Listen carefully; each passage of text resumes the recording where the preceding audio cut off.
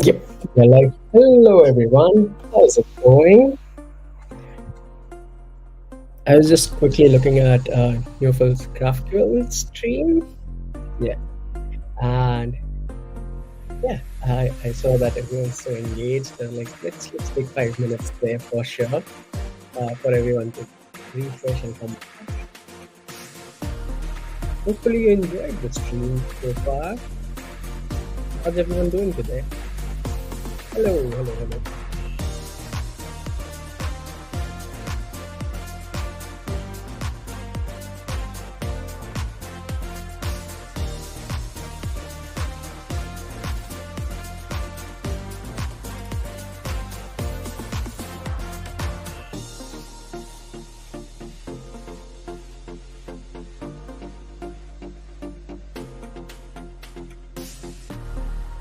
Perfect.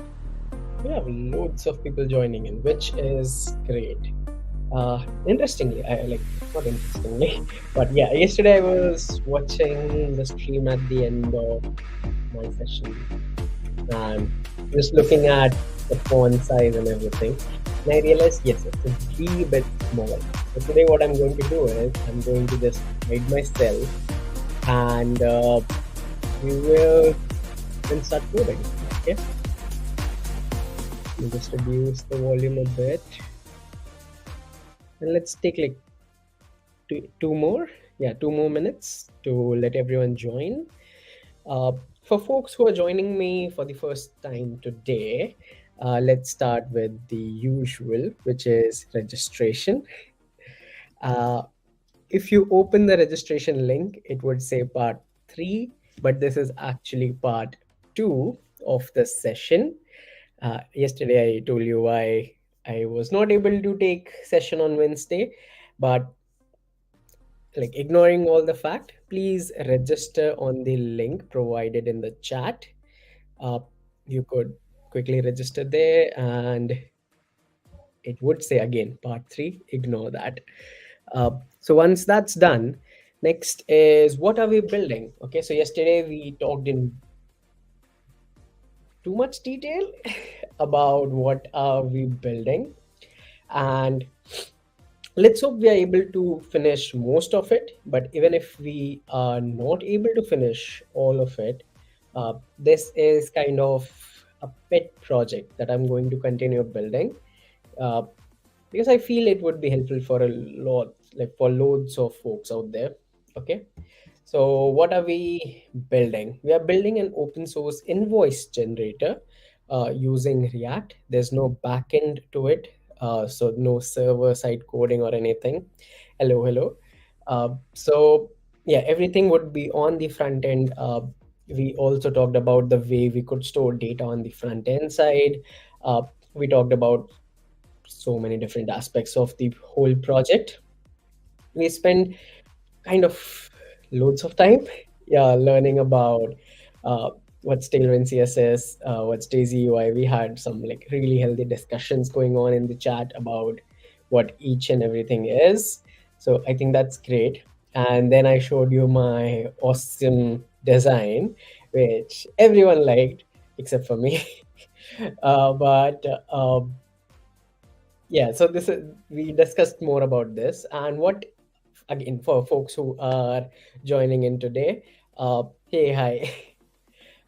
So yeah, folks who are joining in today, what is invoice generator? It basically means you give some input and it calculates how much time you have spent on something, kind of like, if you spend 10 hours doing some work and you are charging like $5 an hour, and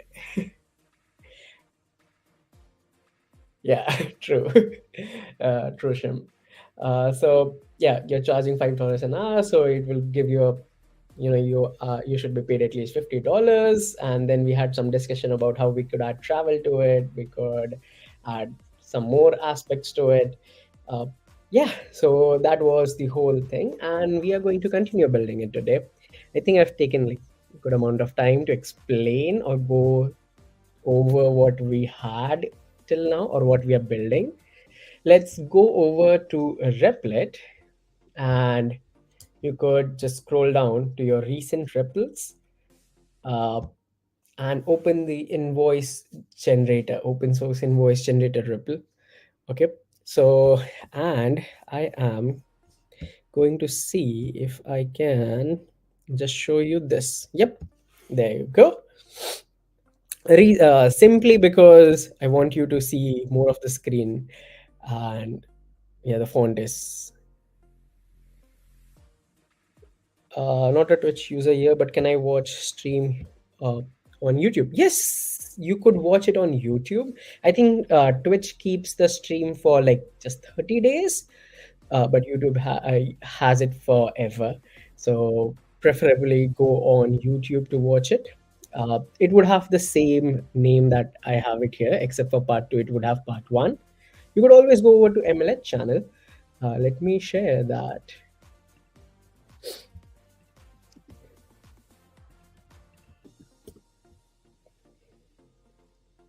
Okay, you could go on in here to watch uh, all the streams that have happened in the past. It is in the live section of the YouTube. So if you go there, you'll watch everything that has been happening. Okay, now hopefully you only are seeing the code, the REPL, and I'm not there to annoy you, definitely. And other than that, it's properly visible today. So this was my takeaway from yesterday, kind of. Okay, moving on. So what did we have at the end of yesterday's session? And today I have two sessions today, one after the other. So this session would go on for 2 hours. Then we have an hour break for at least for my lunch, and then we have another 2 hour session. I'm planning to finish most of the features that we discussed, but even if we are not able to, it will go on GitHub. I did not put it on GitHub today because I was like, let's see how much of the work we complete, and whatever we complete, only that we will put on GitHub, so that you know where the what the code is doing, where it comes from, how does it exist, and all those things. And yeah, uh, and then we'll add extra features so you can keep a track of what's going on GitHub, what are the new PRs, what are the issues pending, and all those things. So yeah, this is what we had yesterday. Not a very good looking UI, but it is something. If you are confused about, wait, why is there shoes on this? Weren't we building invoice generator? Yes, we are. And this was just a generic card that we had copied over from Daisy UI. We'll now start styling it. Okay. Uh, some good suggestions here of how we could increase screen space for coding. Yep, I will follow that. So this goes in here. This comes in here. I think this should be good enough space to know, like, to see what's happening. Yep. So, moving on. Hi.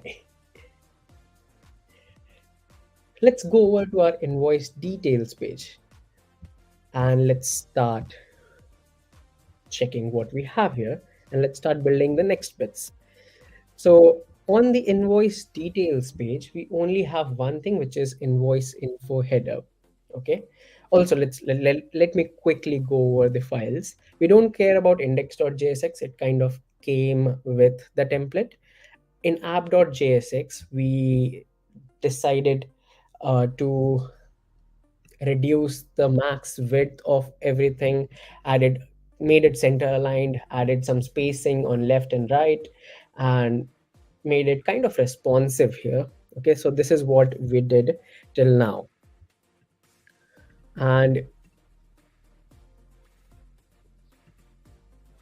okay, and as time goes on, in a way, we will make it more responsive. Okay, we will try and make it more Yeah, more good looking in a way. Okay. Now we have invoice details page. Now in invoice details page, it basically it's rendering invoice info header, and in invoice info header, also the way I switched over to pages, what you have to do is you just have to do control, or if you're on Mac, do command.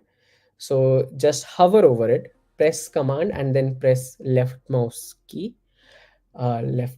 button, and you would directly go over to that definition of that page. Okay, no worries. Have a nice day. Okay, so invoice details page. Yeah, we were on invoice details, and then we were on info header. Now on invoice info header, let's start from there. Okay, invoice info header. What is invoice info header going to do?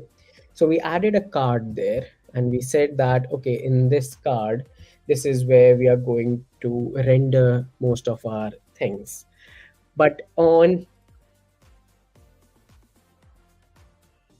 as a side note, okay, as a side note, I would say that instead of rendering everything here, so when I say everything, I mean the input buttons. Okay, so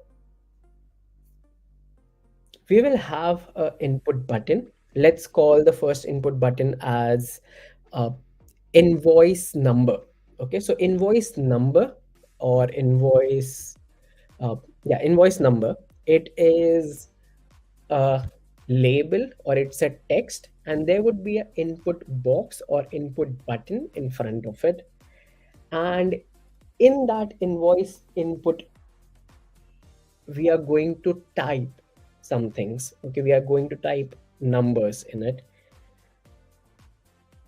And in a similar way, we will have multiple headers coming in. So we will have customer name, customer address, company name, company address, invoice date, and maybe if we want to add more things, we would add more things to it. So what I would like to do, what I would prefer is that any additional information, okay, so like invoice info header, this text, let's say if it's fine, even if it's fine, the card is more of the styling of how it is displayed. Okay, the card is more of a styling of how the thing should be displayed. It does not contribute in any way to the display of things, like display of the individual inputs. Uh, Even if it's going like in the top, ignore it for the time being. What I'm trying to say here is very easily, the card should go, okay, the card should actually go on invoice details page, because there, that's where we are going to actually see the whole styling. And on in the invoice header, we are only going to render every singular input. So let's do that. Okay, so let's take this card start to card end, cut it from here, go on invoice details page, and you see this div tag here.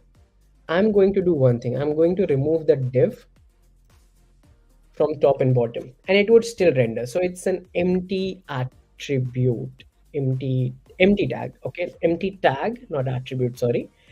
Now this becomes an empty tag. It has a special name in React. It's called as React fragment.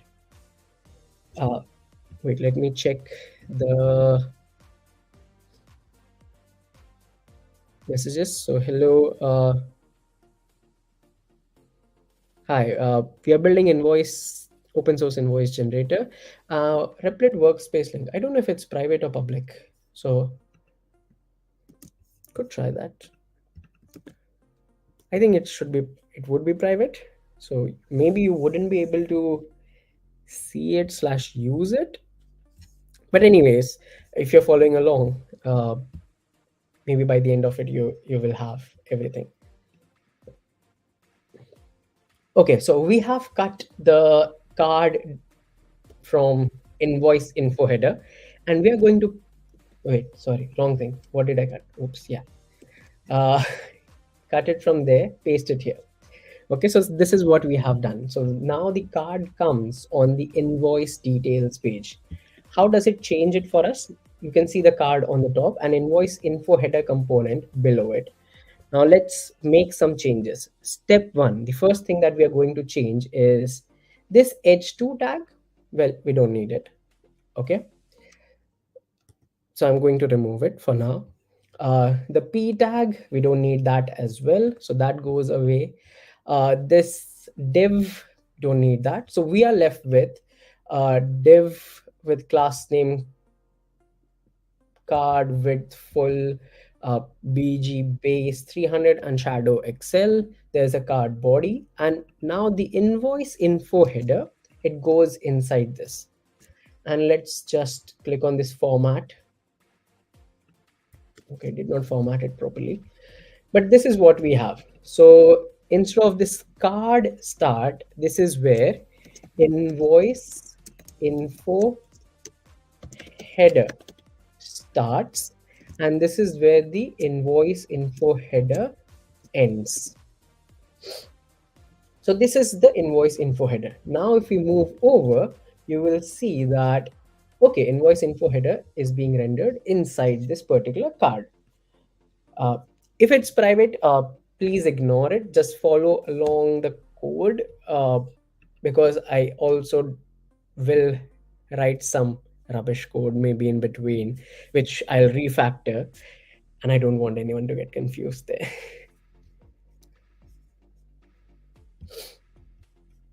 Or let me try one thing.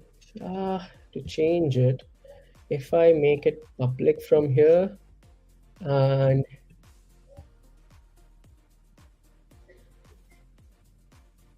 do I have to publish it? Can anyone try quickly?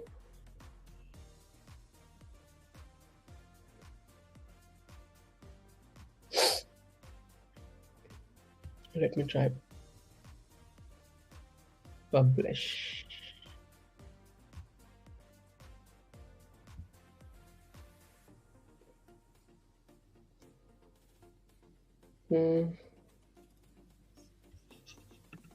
Okay, now it should definitely be public and you should be able to open it. Just one concern. Hopefully you are not able to edit my code.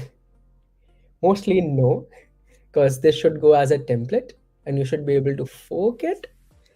Let me try and go on to incognito and quickly check it. Yes, you can fork the code that I have. You can run the code that I have. You can see the code that I have. Yep, you can click on this open slash close, show slash hide code. You can fork it, you can run it, you can don't report it. Open a new tab which opens it. Okay, I think that should be fine. Okay, so you have the code. Now I think it's easy to follow along now. Perfect. So invoice info header, it's being rendered inside the card and everything is fine. And let's go over to invoice info header and make changes there. So in invoice info header, what are we going to do? I was talking about how I would prefer that this component renders the inputs. Okay, it shows the inputs. What are our inputs going to be? Let's start with that first. So we can create an array of inputs. So let's create. So we will call it invoice info headers array.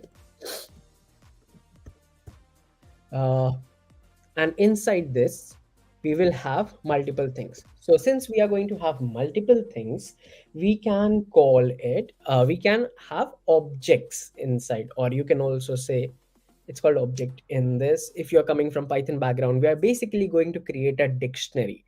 And if you're coming from Java background, we are going to create a map. What I'm trying to say is we are going to create key value pairs. We'll have keys. So first key is going to be label, and label can be anything. We'll have it as a company name. Next is going to be more things, but let's ignore it for now. Okay, so there will be a label, and we can copy this label over and over. So we have three labels. Uh, Please don't forget the comma. So between every objects, we'll have a label. So there's company name, there would be company address, and let's say customer name. So who's the customer? Who's the company that we're billing to?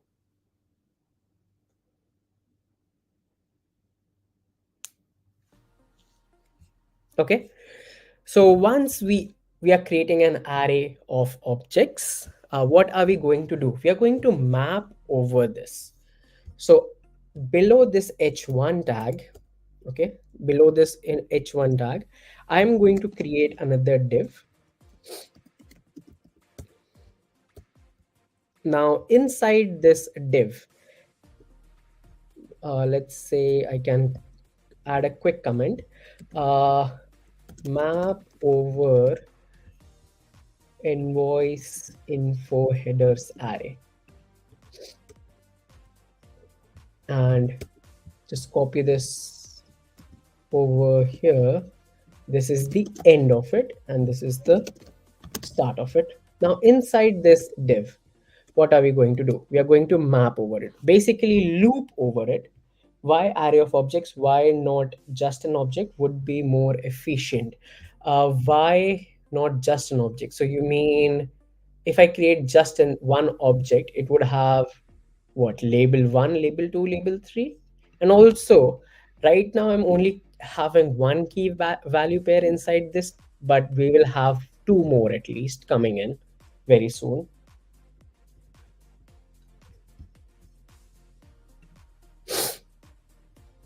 Okay, let's loop over it. When I say map, when I say loop, what I mean is we'll go over each element individually, which is where map is beneficial, because if you have an array, you can loop over an array. If you have an object, just an object, you cannot loop over the object.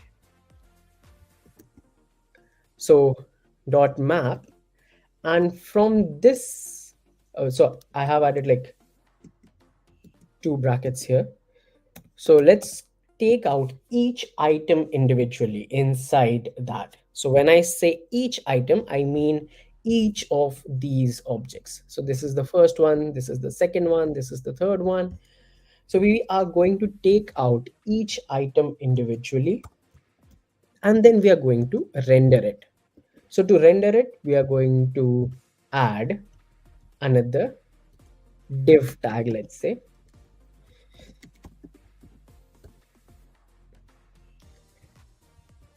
Okay, so we have added another div tag, and inside this, we can actually just do a label, which is a valid HTML element.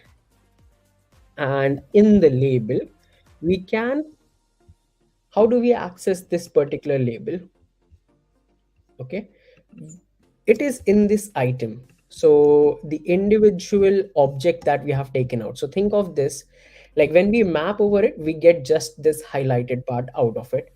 If I want to access this particular key inside this object, I could just do a dot. So dot, and then whatever the key is, and that kind of is done. Yeah, so let's see how it looks like. So if you go over to your rendered output, you will see now we have three things here. Now there's company name, there's company address, there's customer name. Perfect.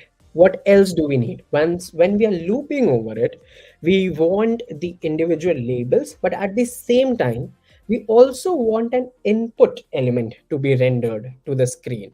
Okay, an input element, which is kind of a text element. So we can say type equals to text, and just self close it. This should be fine. Now, if I go there, you will see there are these input elements. Okay. Those are not grayed out blocks or anything. It is an input element. And you could type inside that. It looks ugly. Also, if you open your console by just right clicking and inspect element, or just do, what did I do? Uh, Command Shift J? No, Option Shift. Wow, I forgot it. I just did it. Whew. Okay, so basically, if you open it, you go to console, you will see that there are some errors, some warnings. First warning is each child in a list, which is the list is our array, should have a unique key prop. So what it is saying is we need something called as a key here. So in front of div and before this closing angle bracket, we'll add a key. What is a key? Uh, so think of it as a React's way, okay? The way React keeps a track of every individual item is it assigns it, and like don't take me for word to word, but think of it in this manner. It assigns it a serial number, and that serial number is nothing but the key. And serial numbers are unique, should be unique, because that's that way React knows whenever you change one particular thing, it knows that what you changed, which uh, serial number you changed. Command Option I. Yeah, I think so. That's like basically I press something and eh, no, that, wow, forgot it. That is so bad. Okay, now let's give it a key. Now, what is unique in our array right now? The label is going to be unique because every label would have a separate input. It would be either like company name or company address, customer name, invoice number, invoice date, so on and so forth. So that is always going to be unique. So we are going to give the item dot label as a unique key.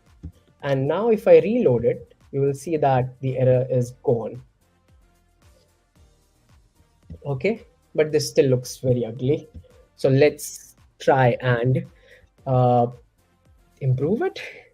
So in this, inside the div of invoice info, also this is not properly formatted. So if you try and use this format, it says it failed. Sometimes it's just weird. So I'm going to use the next best option, which is prettier. And we are going to do try it online, delete everything that's there, paste it, and this is what it looked previously. Like this is the before and this is the after. Very much readable. So I'm going to copy that. I'm going to come over to my code and paste it here. So we have not changed anything in the code. We just formatted it nicely. And look at it. It looks so beautiful. So now inside this div, the one which is inside the map over invoice info headers array start, let's add some styling. So first, to add some styling, since we are using Tailwind and we are using Daisy UI, we could do inline styling and we could use shorthand properties. So flex and flex wrap. To read more about it, you could go over to Tailwind CSS, quick search flex. Okay. Utilities for controlling how flex item both grow and shrink.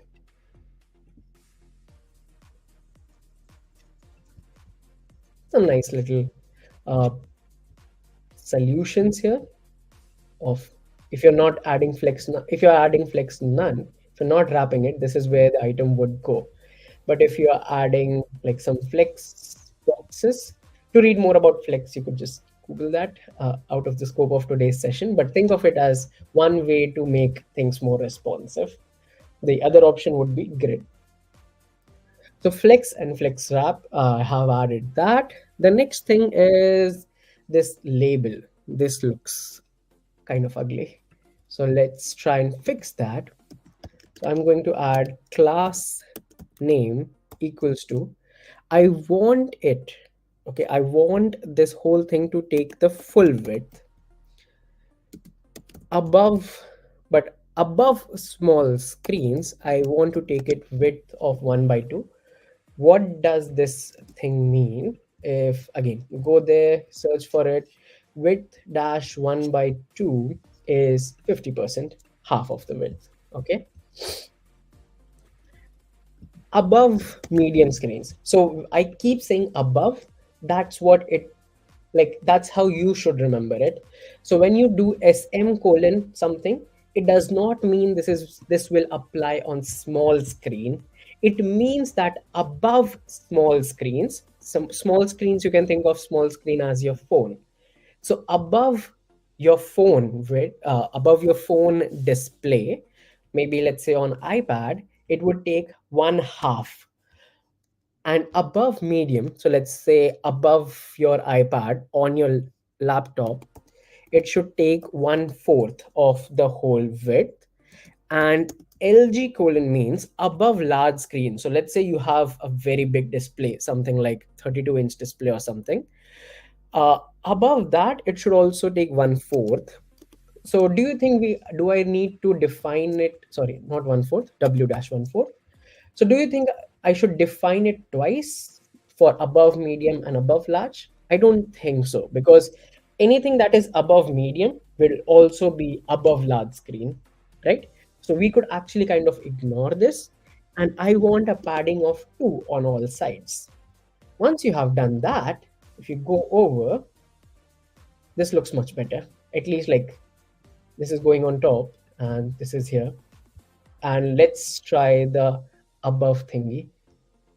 So when we go to small screens, it comes in one line. Kind of iPad screen, this is where it goes. Kind of desktop screen, this is how it is. It is taking one fourth of the width. So one fourth, and there's one fourth empty, which will be kind of covered once we add more things to it. Uh, let's also style our label. So class name equals uh,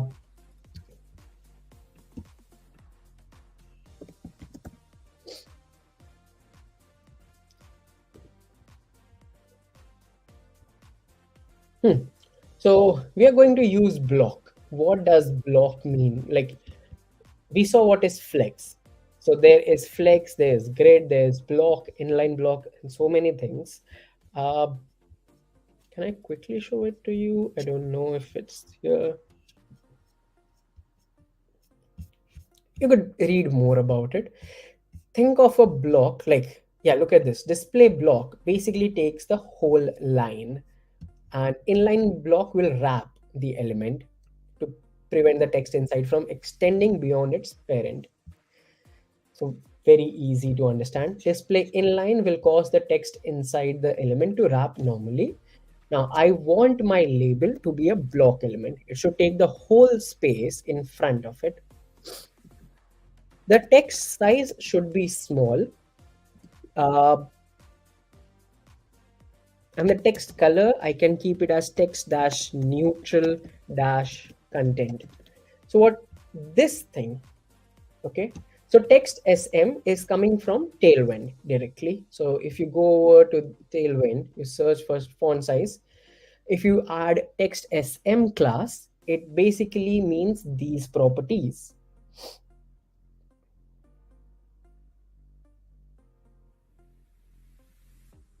Yes, we are going to actually add the ability to download the invoice.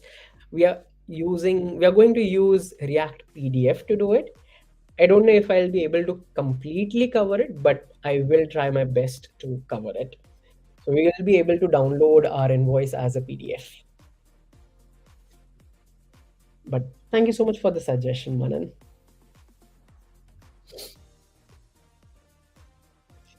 Okay, and now this part of the class name, text neutral content, it actually comes from Daisy UI. So if you remember, uh, yesterday in Daisy UI, we went on to colors, and these are the color options. So the neutral content will give it this grayish whitish color shade. Okay. So now if I go over to our rendered thingy, uh,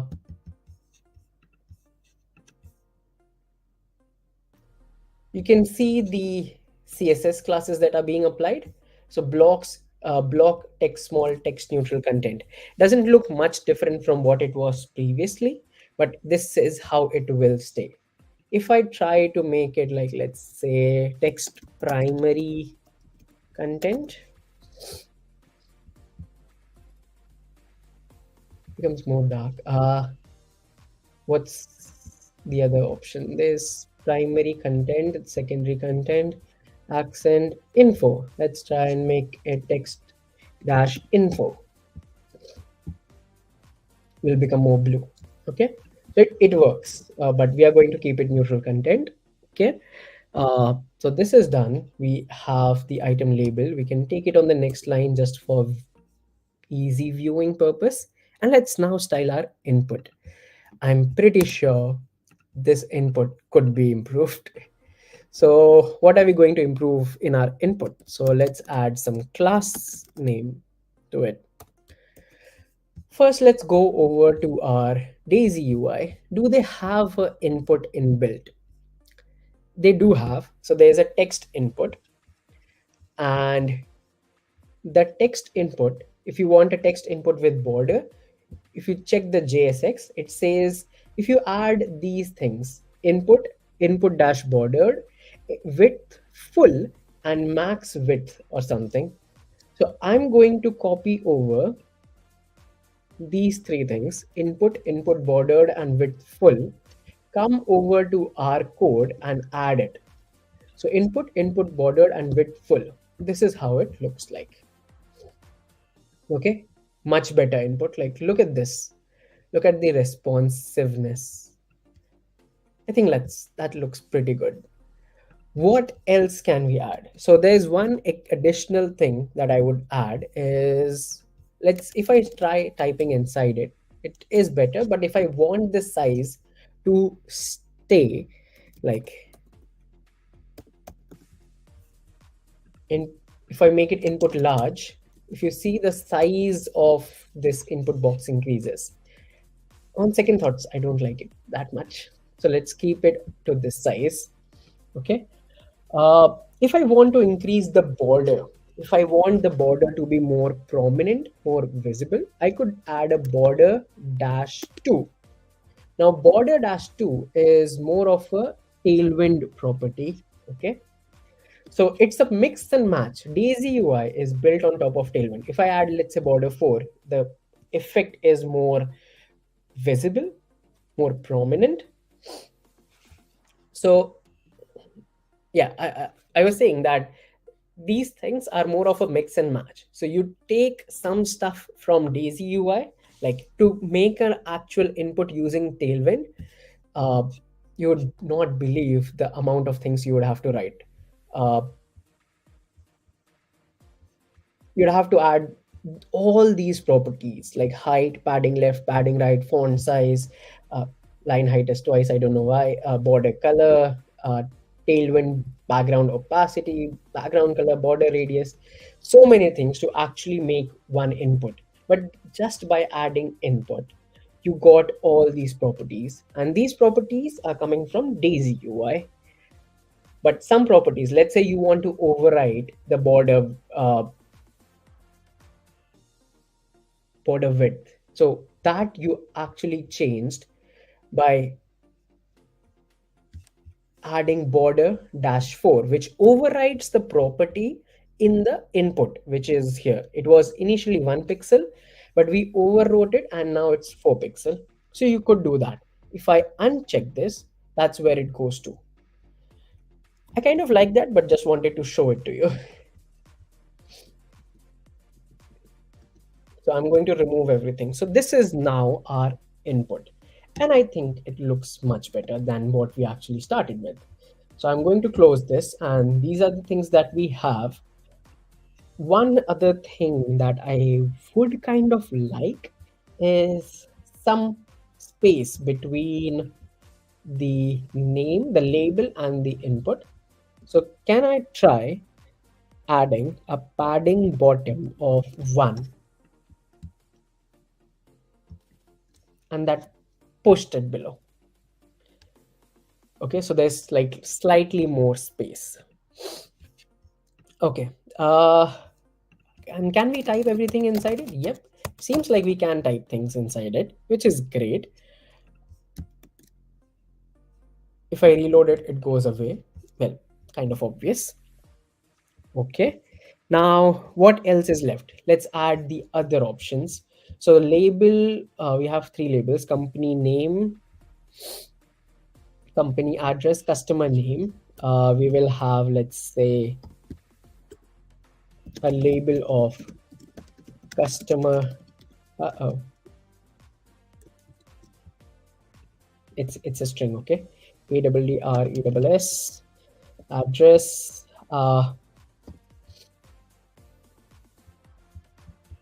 invoice number, and invoice date. So I'm going to just copy paste it twice, and this would become invoice number, and this would be invoice date.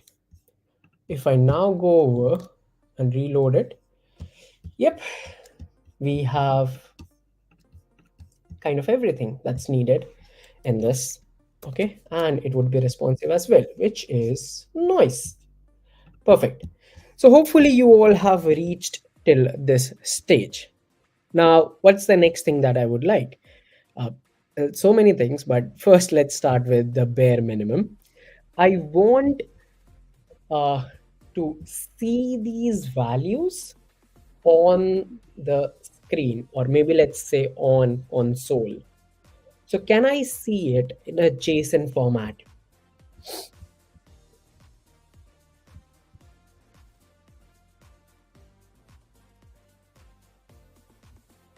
Okay. So what I'm trying to do is that once we add some values inside here, okay, some stuff, I want to know that it is actually printing it out on the console. And we could also make a temporary component here which shows the data in a JSON format. Why are we doing that? Because once we see that our data is actually flowing from like top to bottom, we are when we type something, it is actually storing that data. We would be at a better position. We'd be more at ease. So let's start with that part.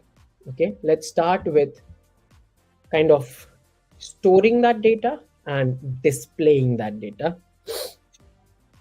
So first things first, if I want to display the data, if I want to make changes to the component here, and at the same time, I want to display that data in console. Okay, let's start with the easy step, which is display that data in console. What are we going to do? So we'll go over to our invoice details page, okay, where we are actually using this component or showing this component, and we are going to start making some changes here. So to store data of any component or any individual bits of element, we are going to use state, something which is inbuilt inside React. So let's, and this whole thing is called as state management. Okay, so let's create a use state. The structure of use state is as follows. You, like, by adding this line, you are basically saying that I want to use state, but we also need to import it. So let's import use state from React. So what is the meaning of state management? Very simply, state management means to keep a track of the value, and hopefully by changing the value at one place, we also want to, let's say, pass that value in other place. What I mean is, when we make a when we want to console log the data, and we also want to create a component here which will show the data in a JSON format. Whenever we make a change here on top, we want that component which comes at the bottom somewhere here to get updated. So how will it know? How will that component know that the above component has new data or it has changed? Someone added something, someone removed something. How will that component, which is at the bottom here, which will be created in a separate file, know?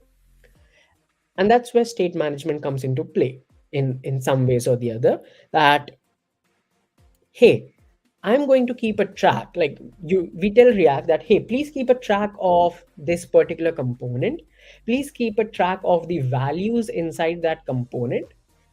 So it will keep a track of this invoice info header component. It will keep a track of what you're typing in, let's say, company name and company address. And it will pass those values to other component if required, as necessary.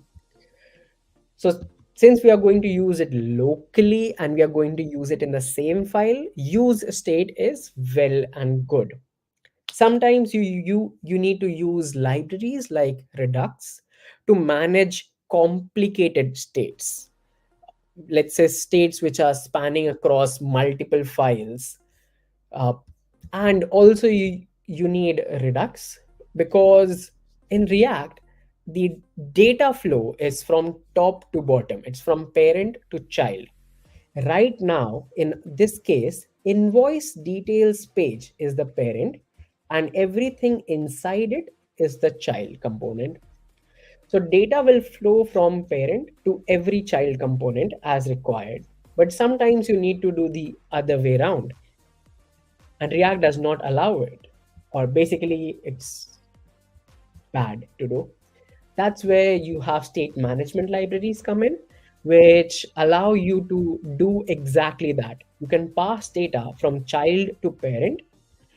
The way it does is it stores data globally at some new place. So think of it as, let's say you want to, okay, let me think of a good example. Let's say you have a 7-story building.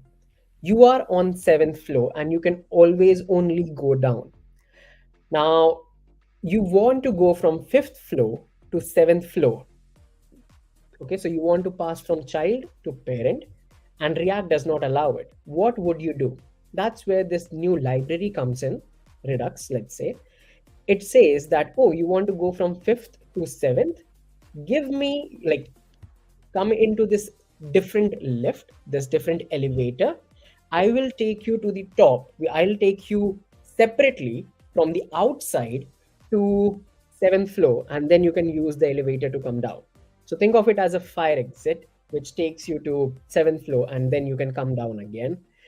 Okay, so that's a very bad example, but hopefully you get an idea of what I mean of parent to child and child to parent and data flow. Okay, coming back. So we have imported use state and we have imported, yeah, some things here. Now I want to keep a track of all those things that we wrote there. So I'm going to create two things. Now the way use state works, it has two parts to it, or two elements inside it. One is the data itself. So I can call it invoice info header. This is the data itself, and there is a function which allows you to set this data. So this variable holds the whole data, and this variable allows you to update the data which is held by this variable. And you could name it anything, but this is kind of a convention. Like whenever you look at some piece of code and you see set xyz, you know that, okay, they're using use state to set the value of some variable. And what's this? So this is the import. You can say this is a function inside the React library. And this empty bracket, basically means initial state. Now, initially, this empty bracket, if we have an empty bracket, it means initially there's nothing there. It's null, it's undefined, it does not exist. But we can actually give it some initial state, which I'm going to do right now. I'm going to give it empty initial states. I'm going to say company name is going to be empty. Company address is going to be, let's say, empty again. What else we have? We have customer name, empty again. Customer address, empty again. What else are we going to have? We'll have invoice number. So it is going to be empty, but looking at this, you are sure, you know for sure that, okay, invoice info header, it has, like, keeps track of these, or like these things, these key value pairs. Initially all of them are empty strings, but once we start changing the values, it will update those values. Finally, we have invoice date, which would again be empty string, and that's it. So initially we start with empty values. Perfect. Let's do quick console logging here. Invoice info header colon, and then invoice info header. Very bad way, but if I reload it, there you can see what's the value inside invoice info header. Okay, it's all empty. If I had not given this initial state and if it was empty, what do you think would the value be? It's just undefined, there's nothing there. Okay, so giving it an initial set of values is always good, because then you know what to keep a track of, what is the kind of value, is it string, is it number, whatever. Okay, now once we have done that, what's the next thing that we need to do? Well, we actually need to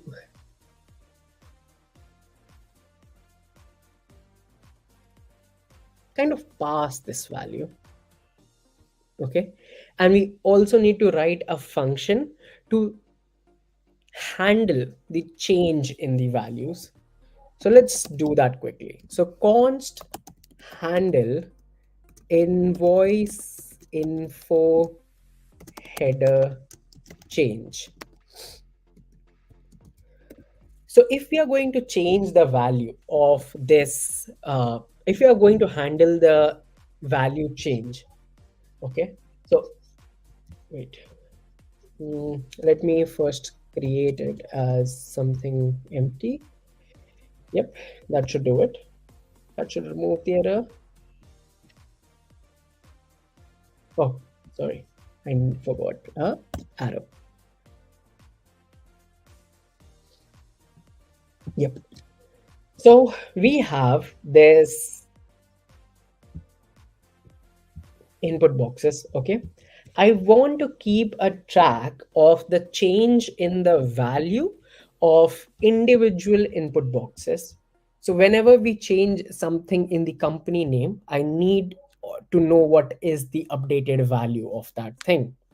So the way we could keep a track of what is changing is simply by keeping a track of the key and the value, or you can say the name or the label and the value inside it. So that's what we are going to do here. We are going to tell this that keep a track of name and the value, and whenever we update that, so we are going to call this function set invoice info header. What it should do is it should take the existing value of invoice info header. If there is an like existing value would be everything empty, then I only change, let's say, the company name. Okay, so in that case it should take that key and update the value of that particular key. I know it looks complicated, but let me try and console.log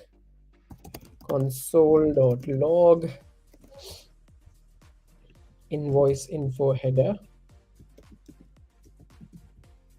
and let's just paste it here. Okay. So initially everything starts as empty. Now I make a change in this. Okay. Nothing's changing. Why is that happening? Why is nothing changing? I made change. I ensured that there is a function which keeps a track of it.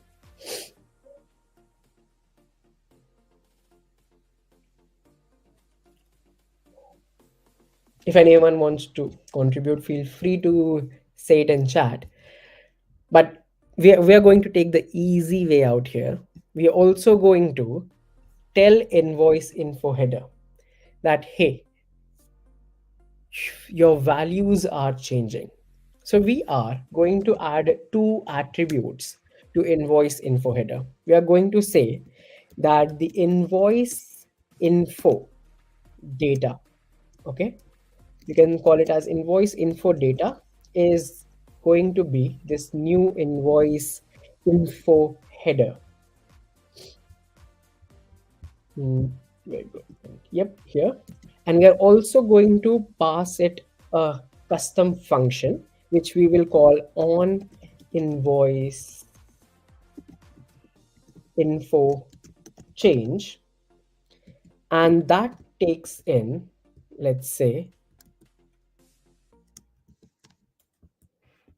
oopsie daisy. Let me hit enter here. We are going to create a custom function, which we'll call, let's say, on invoice info change. It will take the name and the value, and that it will pass to handle invoice info header change name value. Ignore the complicated part of the code. We will kind of understand it once we actually see it in play.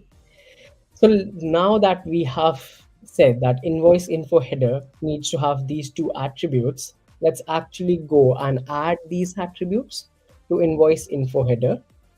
So it takes invoice info data, that's one thing. It will also take this custom on change function, that's the second thing. And what else is it going to do? So the next thing it's going to do is basically show the value. So the value, now we're going to go in the object and we are going to say that from invoice info data dot, what's the key that we have? It's company name. We take that key and we put it here. And whenever the value changes, like there's a on change on every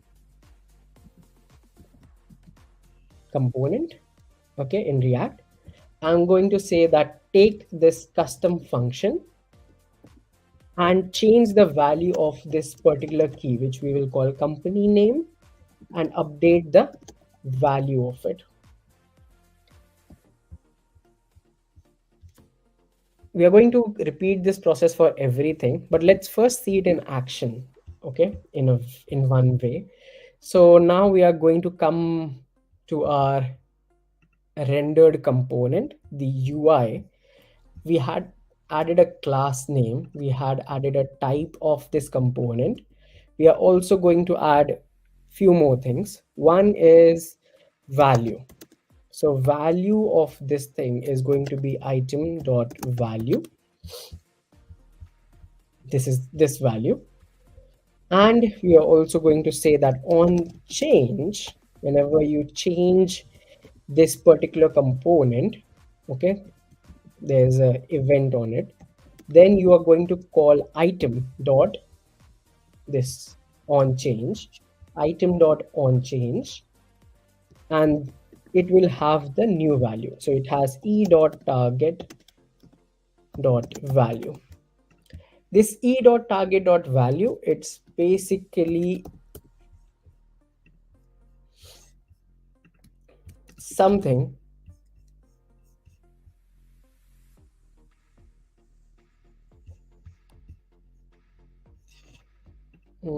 Okay, I think it should be on input.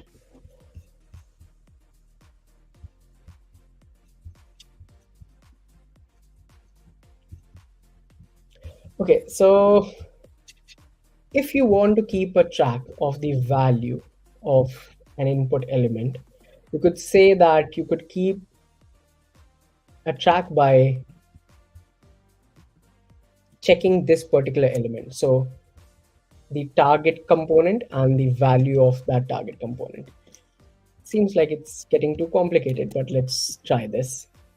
Okay, so we made those changes and now let's see our console log. So I'm going to clear this. If I now, initially it was not updating the value, but now if I do ABC, as you can see, it is now changing the company name.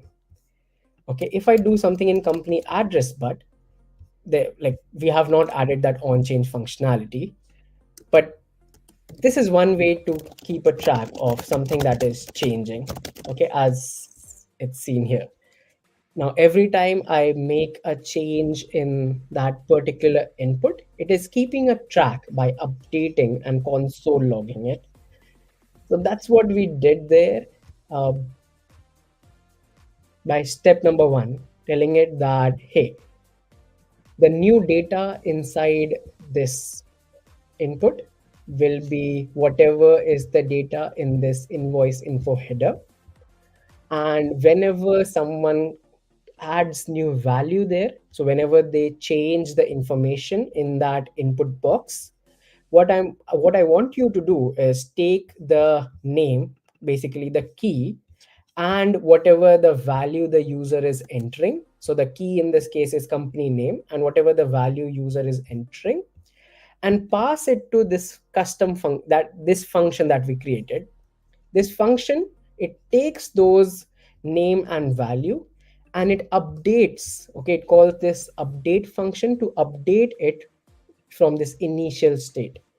Okay, so as you can see, only company name has changed. Everything else is the initial state of where it was. Okay, it was empty, so now it still stays empty in a way. So only update the value of the key that has changed. And in our invoice info header, we are keeping a track by adding it inside this object. And we are saying that, okay, whenever you have invoice info, like the value of the first component, the first input box, sorry, the value of the first input box should be whatever is the value of this particular key, which is company name, which has been defined here.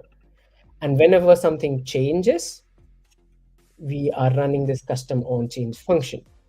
So now that it kind of looks how it is working, we can just copy paste it multiple times. What would happen if I leave it here? If I don't keep, if I just keep that here. As you can see, whatever I type in this particular input box gets repeated to every input box. Okay, because it's showing that exact value. So to update that, we are going to copy things from here in here and change this thing as well. Customer name goes in here and in here. What's the next thing? Customer address. Okay, it goes, oh sorry, here. Customer address and customer address. What else? There's invoice number that goes in here and goes in here. And finally, there's an invoice date that should go here and here. Okay, so let's prettify it first. Remove this, copy this, paste it here, much better formatted. Invoice details page, we could prettify this as well. So not here,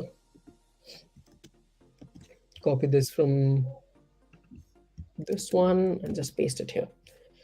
Yeah, pretty. Okay, so now if I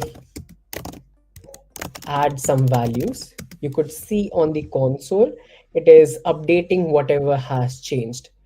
So let me try some better values.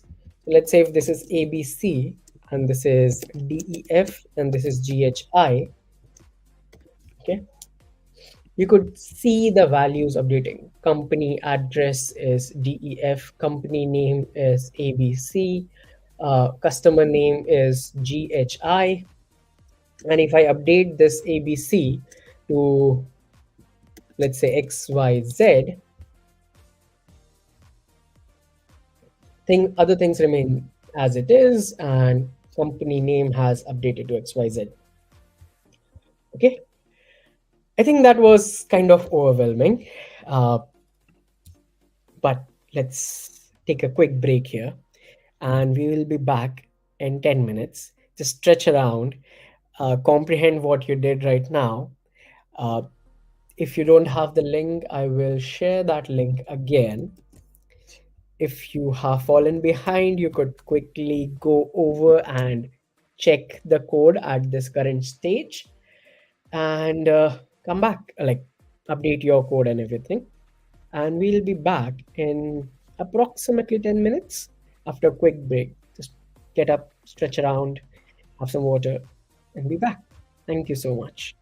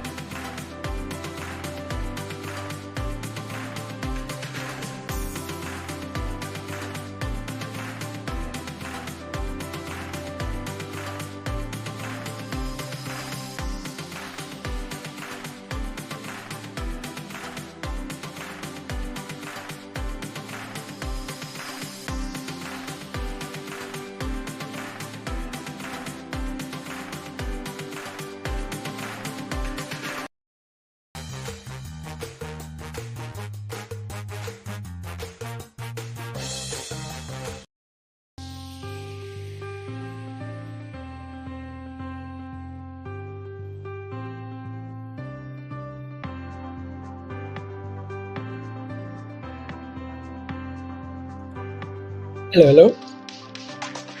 Back. If you all had a nice break, I think just away from here.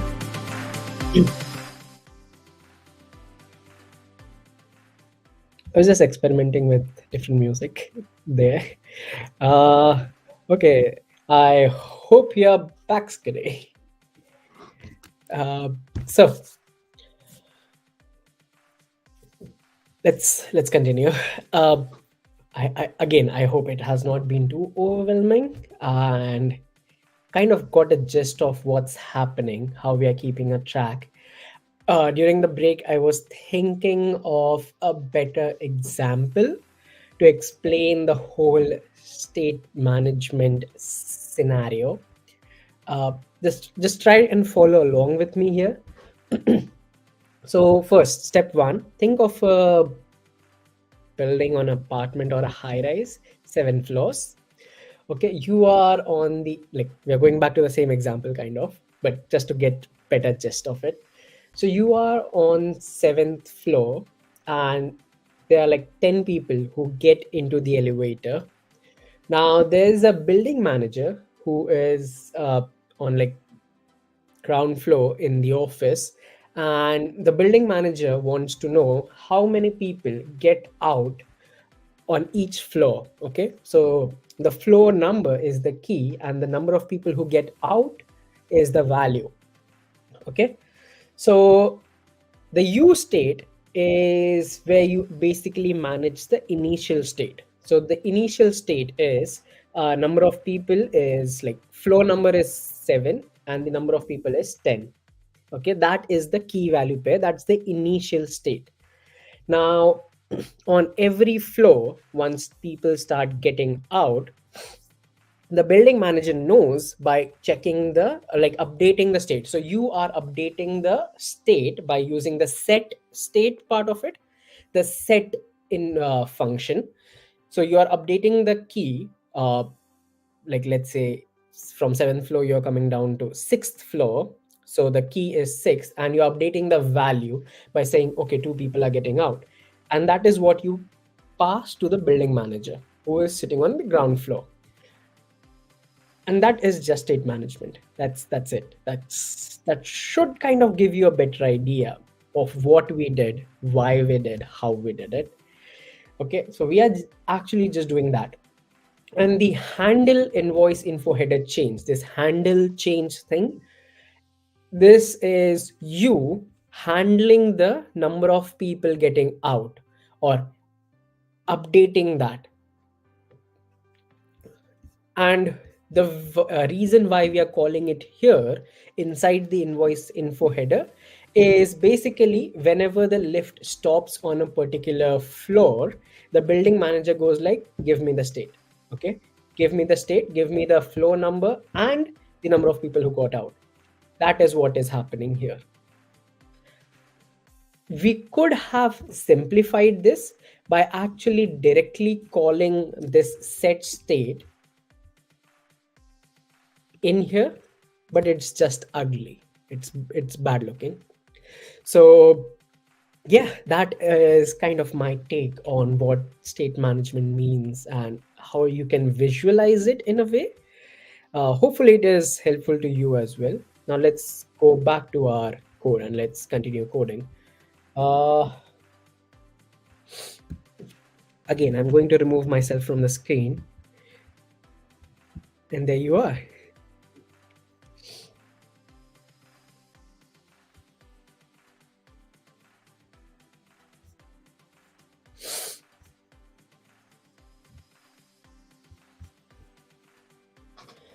Okay, so where were we? So we have kind of managed the state of every input box.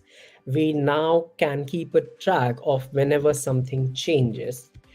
Now let's actually jump a bit and create the temporary uh, output page that I was talking about. So I'm going to create a new folder, call it temp. Okay, I'm creating a new folder inside the features folder. Why a new folder? Because once we don't need it, we could just delete it. So inside this temp folder, I'm going to create a new file. I can call it temp invoice details output links. That's a mouthful, definitely, but gives you a better idea of what it is doing. It's a temporary invoice details output component. Okay, now what does it do? What does it show? What does it, yeah, just how does it work? So I'm going to again first add a comment. It will be temporary component to display invoice data in JSON format. JSON format is nothing but the key value pair again. The only difference is, so think of this format, exactly this format. The only difference would be like even this part would be in a string. Okay. So the key will also be a string and the value will also be a string, and that is just JSON format, very simply. Okay, so let's create this component. So const, and as I said, I like to keep the name of my function the same name as my file. So I'm going to go like const temp invoice details output equals, and right now I'm going to keep it empty, and there's nothing going on here. All it does, it will return me a div tag. Okay, now inside the div tag, I'm going to tell it that, hey, keep the format of this text inside this component to be like, don't change the format. Okay, that's the best way. So we are going to use this HTML element which is called as pre, which shows the text exactly as it is written. So I'll show you a difference here on MDN demo. So instead of pre, if it was h1 tag, let's say, this is how it will look like. It is not going to keep the format of this text, like this hand thing and this whole bad looking structure, but some structure. It is not going to keep it if we use h1 tag or p tag, or even let's say code tag. Okay, it's not going to keep that format. But if I use a pre tag and close it with a pre tag, then it is going to keep the format of the text the way you have actually written it, whatever number of spaces, tabs, whatever you have done. So that's what we are going to do in our code. We are going to tell it that, hey, use a pre tag, don't format the text inside it. Okay, and in this I'm also going to use the code tag because that's just nicer looking. It uses a separate font. And now let's do something. So we are going to say JSON is kind of inbuilt in JavaScript, and we are going to say convert the input that you get. What's the input? We'll check that quickly. Stringify it, convert the input that you get in string. Okay, we are not giving it the input yet. And yeah, I think that should be it. Now what are our inputs going to be? So we are going to pass it one input, at least for the time being. The input will be invoice info header data. So this temp invoice details output component will receive this invoice info header data, and that is what it needs to convert. And finally, we'll export this component. Export default. This. Okay. Let's go over to our invoice details, and this is where our invoice info header was. Let's create a new comment. We will call this as temp invoice details output start,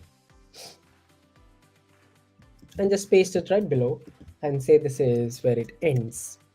And we are going to call our component, which is temp invoice details output. Yep, I'm just going to paste that here, and we're going to close it. Let's import it. So import temp invoice details from, where is it coming from? It is coming from / the temp folder inside which we have this component.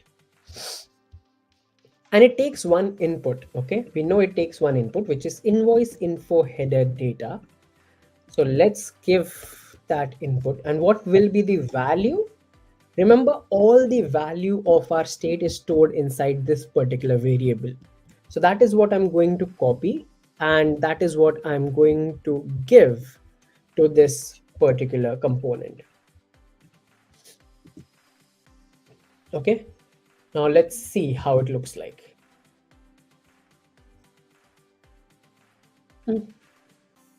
It's not really good format. Let me try and see if we could do something about it. So it converts it to a string, which is what we wanted. There is another property. I would say, like, quickly Google it. What do you think it means?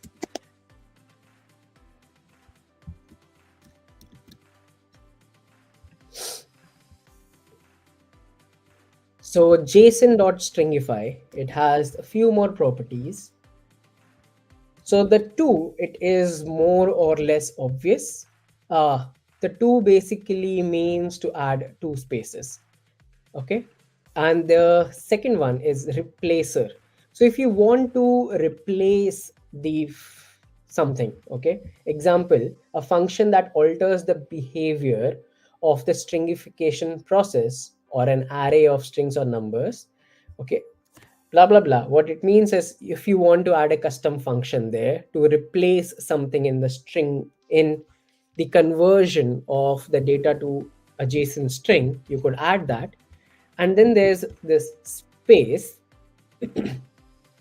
It indicates the number of space characters to be used in indentation. Okay, adds the indent. So we are not using any custom function. That's why I kept this as null, and I've added a space of 2. And this is much better looking, much better formatted. One thing that I don't like about it is, could have added something here. So let's say I'm going to tell it to have a card and width of auto and some space, some margin around it. So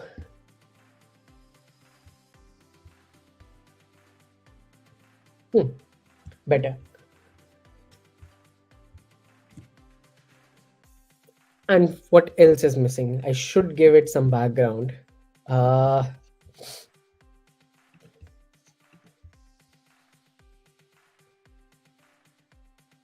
Actually, I don't need this here in a way.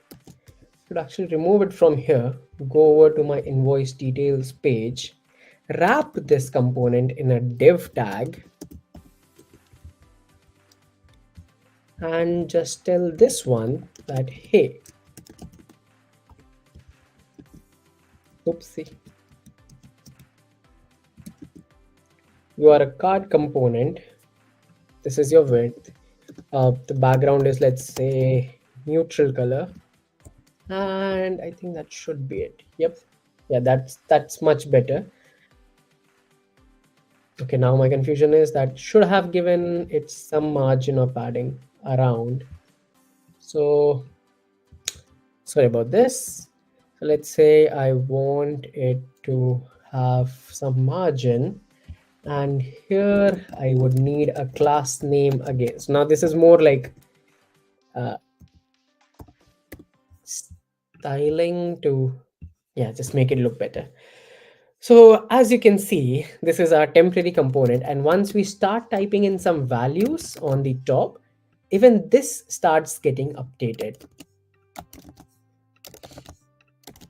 So this way we could actually see what we are keeping track of and whether it's actually changing. We don't have to open console again and again. So that is why I made the temporary component, very temporary. And now I am going to just delete the console log. Let's go over our quick formatting. So I think this is nicely formatted. It's temp component, so we don't need to care about it. I'm going to copy this, go over to prettier, copy the formatted code here. I'm also not sure, did we format this? I think we did, but I'm just going to be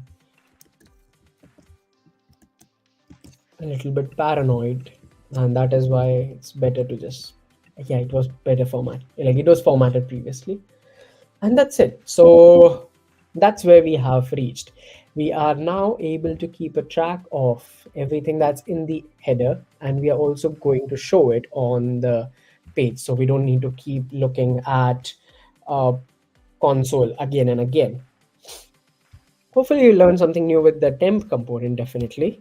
Now let's go to the next part of our code, which is uh, the table. Okay, where are we going to add the details of uh, everything that we want to in the invoice page? So we want to add details like uh, the item name, the item description. So if I quickly go over to our draw.io document, we want a table like this. So we have completed the above part. Now we want a table like this, which has like the serial number columns uh, and serial number column, and the other columns like item name, the item description, the quantity, the price, the total. So how do we achieve that quickly? So we are going to use something called as EG uh, kind of my favorite right now. But let me warn you, if you think state management was difficult, AG Grid is slightly on more difficult side. So some of the things that I will do is more or less going to be standard. Okay, like I would say this is how you do it, and that's how we do it. So again, it's going to be slightly difficult, but it has a very standard way of doing things, and that is what we are going to follow. That okay, we have to do this, and like we have to do set rows. You know what set rows means now, because you have used use state, so you know what it means to set the data of a row. How to update it by calling that function. But EGGrid has some more things like how do you set the column definitions, uh, and yeah, just basically loads of stuff. So what I'm going to do is I'm actually going to first start with an example which is available on their website. We are going to copy paste that example, do the styling of their example, okay? And once we have done that styling properly, and we have basically seen how the internals of AG grid kind of work, or at least what are the base requirements to render a AG grid on our UI, then we will start actually adding our own custom data in that table. So let's actually start with the getting started. And I'm going to,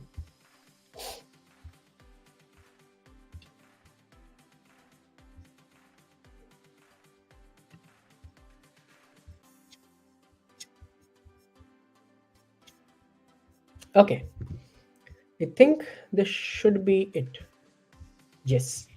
So I'm going to share this code in, like, sorry, the link in the chat, so that you all are on the same page as I am. And once you have opened it, we can move ahead quickly.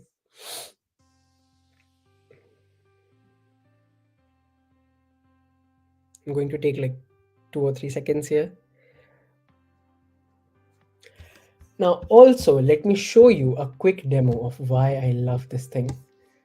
So if I go, let me open it in a new tab actually.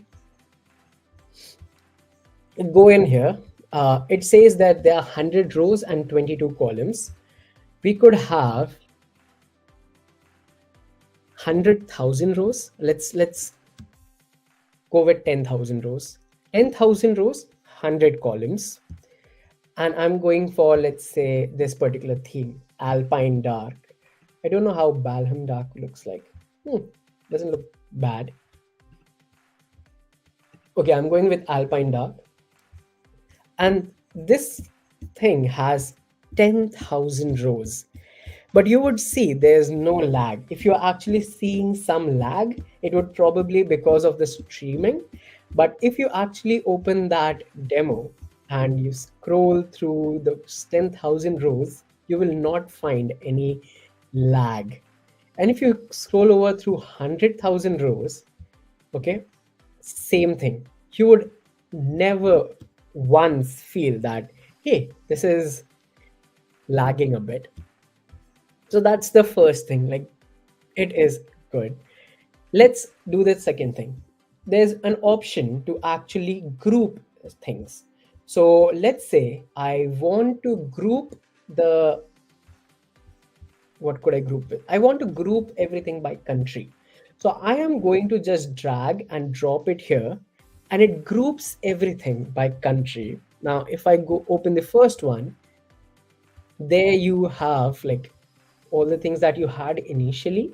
So name, language, game name, bot, and bank balance, rating, total winnings, all those things properly grouped, okay, automatically. So that's one.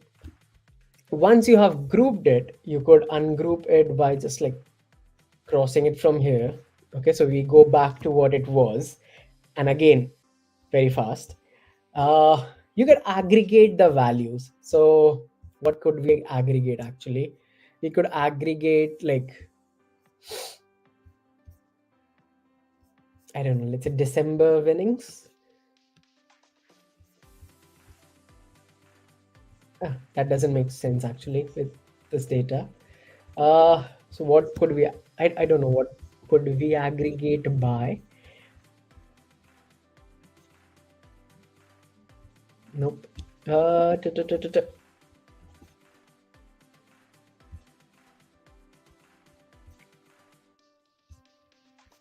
Kind of already aggregated, so won't be able to show you, but yes, you could do it. Okay, you could actually do like, let's say it says sum of the whole August thingy, or maybe I'm not looking at it properly right now.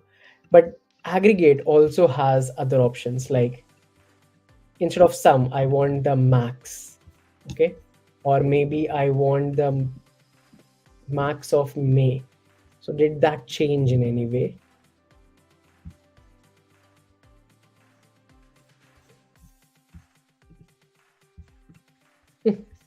Yeah, probably I'm looking at it wrong. Definitely. What else? They have inbuilt filters, so I could actually sort it by just clicking on those names. You could filter it by like if it is equal, not equal, less than or equals, greater than something. So let's say I want it to be greater than 800. Okay, so it will automatically show all the values that are greater than 800. I can do greater than 800 and uh, less than uh, 3000. Sorry, 3000, not 300. And it only shows me the data which falls in that range.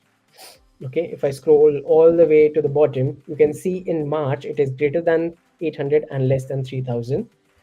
Uh, Sorted.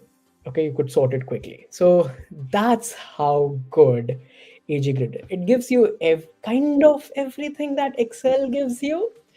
Uh, you could render it on the UI. They have two versions. They have a free version, which they call community version, and there is an enterprise version, which is very costly. But at least for the purpose of our project, we could go with the community version. That is powerful enough for us. So, okay, enough fanboying over it. Again, they sadly they don't sponsor me to say this, but yeah, you would love it. The only problem is, as I said, it has very specific set of things to do. They have very specific APIs, so kind of becomes difficult at some point. Uh, because there's only one way to do things. So, okay, without wasting any further time, how do we get started? So to start it, you just have to first install this. I'm going to bring myself on screen quickly, just so that I'm here. And I'm going to just stop this server. So, no, I stopped you. Okay, perfect. Now let's move over to the shell part, clear everything that was there, and run the first command. I'm also going to paste it in chat here quickly. So this is the first one, which saves AG Grid community version. The next one, it downloads the library, which is a wrapper around AG Grid for React. So as you can see, they have multiple versions. There's a JavaScript version, there's a React version, there's Angular, there's Vue. So 3 major frameworks covered. So if I, let's say, go over to the Vue one, AG Grid Vue 3, Angular 1. So whatever framework you're using, framework slash library, you could download that particular wrapper. We are going with React. So this is the second thing that we have to run. So once you copy that over, paste it and hit enter. And the second command is in chat as well. Let me just quickly highlight it. So this command you have to run. Okay, once you have done that, then run the second command, which downloads the wrapper of AG Grid. And once you have done that, now let's make some code changes. So what we are going to do is in the features, okay, not in the temp, in the features, we are going to create a new file. We could name it as invoice items table.jsx. I think, yeah, that should be good enough name to understand what are we doing here. So invoice items table. What is this table doing? Add AG Grid table to store invoice items or details. Okay, I think that kind of tells us what this thing is going to do. And now, just to understand how AG Grid works, we are actually going to copy paste their example first. Okay, so they say that you have to use use state. We don't need the render part, of course. We need the AG Grid. There's the styling. Then okay, so let's not copy the whole thing together. Let's copy one thing at a time. So we need the use state. So let's come over to our code and paste that. Next thing, what else do we need? Should probably shift it here for the time being. Yep, we need to import AG Grid React, of course. So I'm going to copy that, paste it here. I think they have two examples on the page. There's one example which is here. There's one example at the top. So I think we are going with the one at top. And to add the CSS styling, okay, the CSS styling, you have to copy these two lines. So they have their own custom styling uh, that can be applied uh, to AG grid. Yeah, and also uh, you could create your own styles. Okay, so right now they ship with those default styles that we saw from the drop down. It had alpine, alpine dark, balham, was it? Yeah, balham and balham dark, and there's material. Okay, so these are some of the default styles that they ship with. You could create your own style and add it. If you just Google AG Grid React custom styling, it would give you what and how to do it. Maybe that could be one of the other projects that you could work on, custom styles for AG Grid React table. Okay, and next is, this is where they are creating the function. So in our case, the function would be called const invoice items table. Does not take any parameter, attribute, I don't know, like interchangeably I keep on using them, and export default this thing. Okay, now inside this, first thing is they say that this is where you define your, you know what this is. This is the initial state, or they are not updating the state, which is why they are not using the set row data. They are not using it because they are not updating the state apparently. That is why they are only using the first parameter, the first attribute of the array of just row data, and using use state, which we have imported. So that's one thing. Next is column defs. So column defs again as a state.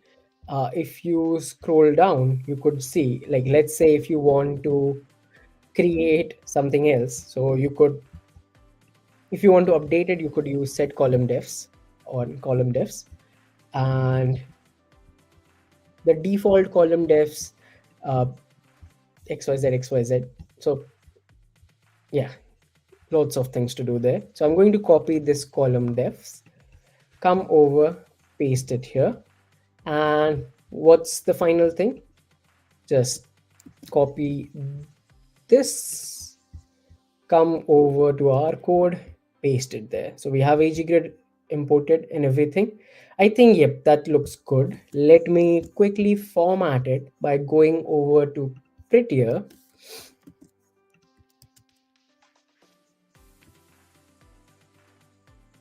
Yeah, I think it only changed one line of styling. Okay, so this is what we end up with. Let's render it on invoice details. So we had invoice info header, we had this temp function as well. What else do we need to render? Let's bring it here. So we need to render the invoice items table start, and let's just copy this over, put it here. This is where it ends, and between these two comments is where we will render our invoice table. Okay, excuse me. So all we need to do here, at least for the time being, is call it. So invoice items table. Okay, does not take in anything, no parameter there, and we can import it right here. So import from, it's in the same directory. So yep, that should be good. Now let's see our output, and since it was empty, I'm sure I made a mistake somewhere. Oh, okay, there it is. There's the table. Okay, and we cannot do anything that we actually had seen previously, like, uh, clicking on it kind of allowed us to sort the data, and all those things. So let's implement those features as well. Also, I do not like the theme does not go with the whole page. So also let's change that. So how do I change that quickly? So there it says that it has a class name of AG theme Alpine, which is what CSS it is importing. To go over or switch it over to the dark mode, let's go over to our invoice items table. And I think by just adding dash dark, it should allow us to switch it. Mm, dash dark. Yes. So this is still better. We would need to make it more uh, compatible in a way with the whole page. You would need to do maybe some more things, but at least for now, it is in a dark mode that goes with the vibe of the whole page. Uh, okay, I also need a card around our. Oops. Yes, I need a card around this table. So the way we have it for invoice info header, the way we have a card around this temp, I need a card layout with some background around this table. So let's also add those things. Okay, so to do that, very simply, we could create a div tag here. I think I'm adding too much space. Okay, so we have created a div tag. We know by adding kind of this class name, we would end up with a card. So I'm going to do exactly that. Card with full BG base this and shadow Excel. Okay, so that's done. There's no spacing between these two, so I can add that by saying that on top and bottom, add a margin of, let's say, 4. Okay, that looks comparatively better. What else? I would also like the table to be kind of squeezed in a bit, right? And be centered. So let's do that. We can add another div tag here. Take this down.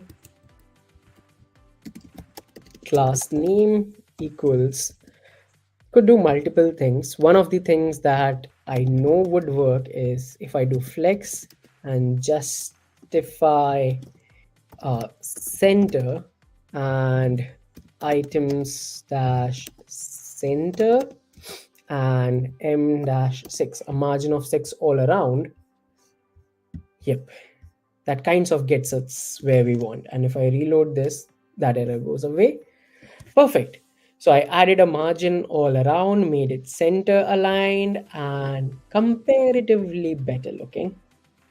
Yes, we are slowly getting there, definitely. Okay, now the features that I promised, but we don't see it here, is like once I click on this make or model, let's say price, which we are going to delete eventually, but I still need the feature of sorting it. Okay, I still need that feature, kind of liked that feature. So how can we add that? If I scroll a bit down,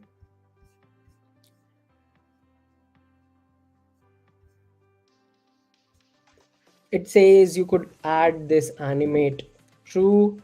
There's a column definition. There's a default column definition. What is this default column definition? It says sortable to true. It sets sortable to true. Okay, that's what kind of allows us to sort the whole table. So let's add our own column definition, and we come over to our invoice items table. Okay, invoice items table. Let's add our own default column definition. So const default call def equals, I'm going to create it as a object. We are going to add multiple things to it. So let's start with the basic one, which is sortable. We set it to true. Okay. Uh, what else? We could, let's start with this. Sortable is sets to true. And if I go over to my AG grid right now, I'll just hit enter here. Uh,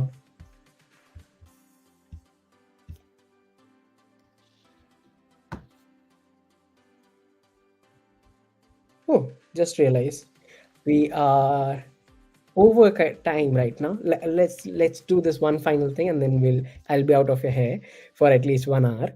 Uh, Also, I just realized it says it closes AG grid, but there's nothing in between. So I could actually delete it from here and just make it a self-closing one. So there's row data, there's column depths. We added a new thing, which is default call def, and we are going to pass it the value. So this is the attribute which is available on AG Grid React. So if you see here, it is called default call def. This is an attribute, and this is a variable that we created. So I am going to take same name, pass it here, and that should actually allow, it's that easy. It made sortable to true. So we could sort it. Okay. We could sort it alphabetically by model. We could sort it by price. And that is where I'm going to stop right now. Okay. I hope you all enjoyed this till now. I hope you have learned something new, definitely. And in the next session, which would be an hour later, approximately, we are going to complete this project. We'll try and go towards the PDF generation. We'll generate a PDF, and we will, yeah, basically have kind of everything that we need. Okay. Cool. Any questions, anyone? I'm so sorry, I forgot to ask this so many times. Any questions, anyone, with regards to this whole thing?